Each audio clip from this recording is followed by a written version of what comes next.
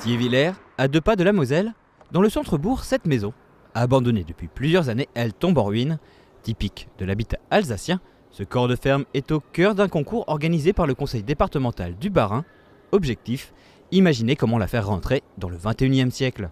Là où beaucoup y verraient seulement une vieille bicoque tout juste bonne à raser, un architecte, lui, y voit une base de travail intéressante. Sur le bâti en soi, il y a une sorte d'agglomération qui est intéressante, une sorte de juxtaposition d'époques, de périodes, de formes qui diffèrent les unes des autres. On a ici une maison historique, donc avec ses encadrements en grès, etc.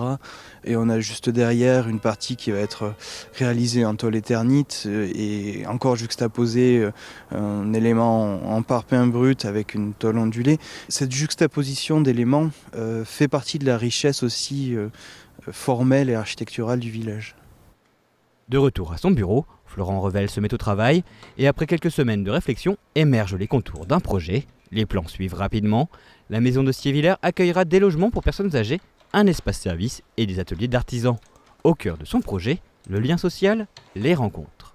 L'idée, c'est de créer une cour commune qui soit le lieu au sein duquel tous les usagers vont pouvoir trouver leur place.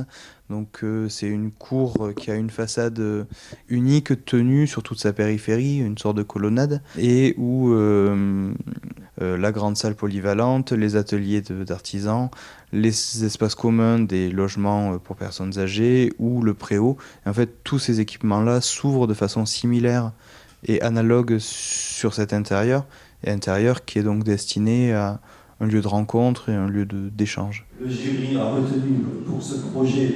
Un aspect qui a séduit les jurys du concours organisé par le conseil départemental. Le projet de Florent Revel a obtenu un premier prix. Ça fait plaisir de voir déjà que c'est des problématiques un peu neuves, donc qui émergent à nouveau sur le tissu rural.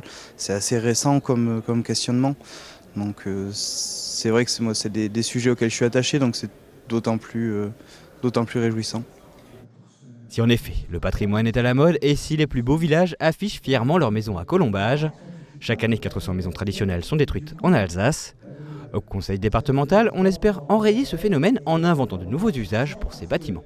J'espère que ça pourra susciter l'envie ou de particuliers ou de communes d'investir ce champ parce qu'il y a eu des bonnes idées qui ont été retirées de ces échanges aujourd'hui. Habitation, commerce, lieu de sociabilité, cantine ou encore maison de service, les idées ne manquent pas pour réhabiliter ces grandes bâtisses. Ne reste plus qu'à passer de la planche à dessin à la réalisation.